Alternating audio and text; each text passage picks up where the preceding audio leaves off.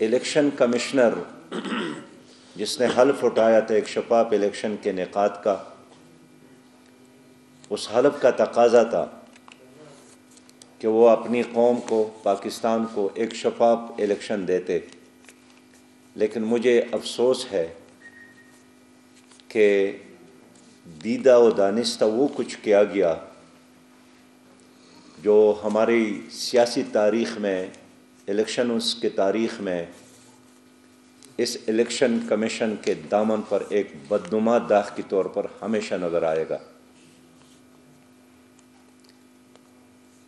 اور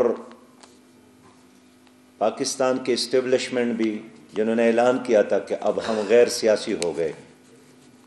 پاکستان کی بیوروکریسی بھی جو قانونی اور آئینی لحاظ سے عوام کی خادم ہے، عوام کے ٹیکسز پر،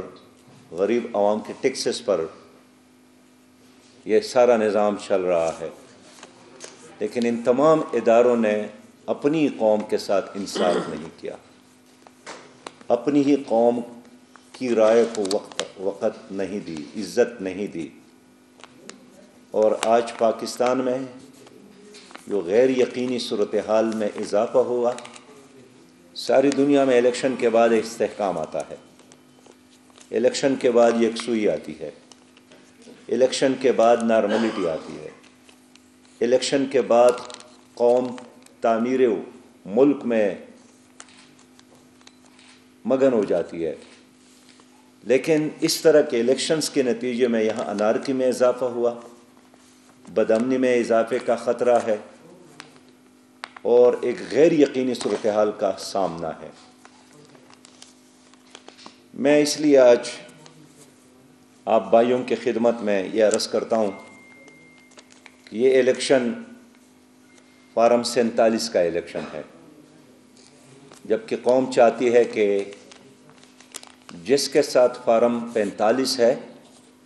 جس پر تمام پولنگ ایجنٹس کے دستخط ہوتے ہیں، پریزائڈنگ افسر کے دستخط ہوتے ہیں، اسی کو تسلیم کیا جائے۔ یہ کوئی مشکل مسئلہ نہیں ہے، لیکن مجھے افسوس ہے کہ کس طرح رات 12 بجے تک ایک امیدوار جیتتا ہے اور رات کے آخری لمحوں میں کسی اور کا اعلان ہوتا ہے۔ اس سے جمہوریت پر لوگوں کا اعتماد ختم ہوا، اس سے الیکشن پر لوگوں کا اعتماد ختم ہوا۔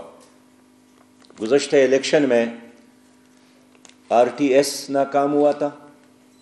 اور اس الیکشن میں EMS وہ ناکام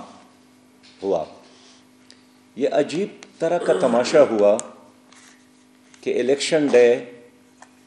موبائل سسٹم بند ہوا، انٹرنیٹ نے کام کرنا چھوڑ دیا، اور لوگوں کا ایک دوسرے کے ساتھ رابطہ منقطع ہوا۔ جس طرح چند گھنٹوں کے لیے پورے ملک میں ایک غیر اعلان شدہ ایمرجنسی نافذ کی گئی، اور اب تو ان کے اپنے سرپرست امریکہ نے بھی کہا ہے کہ ان کا تحقیقات ہونا چاہیے۔ میں عرض کروں کہ کراچی میں جماعت اسلامی پر لوگوں نے اعتماد کیا ہے، ہمارے 6 حلقے وہاں ہم سے چھین لیے گئے، PS 104، PS 106، PS 123، حلقہ نمبر 124،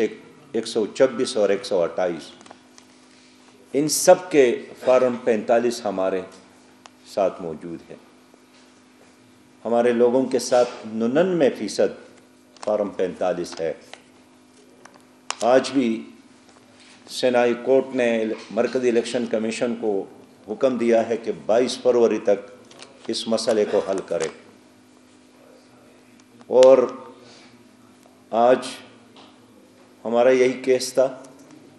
ہماری پوری ٹیم لائرز کا الیکشن کمیشن کے دروازے پر عدالت میں موجود تھی،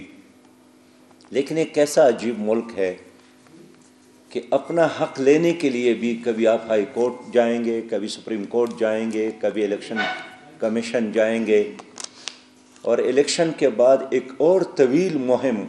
کے لیے آپ کو تیار ہونا پڑے گا.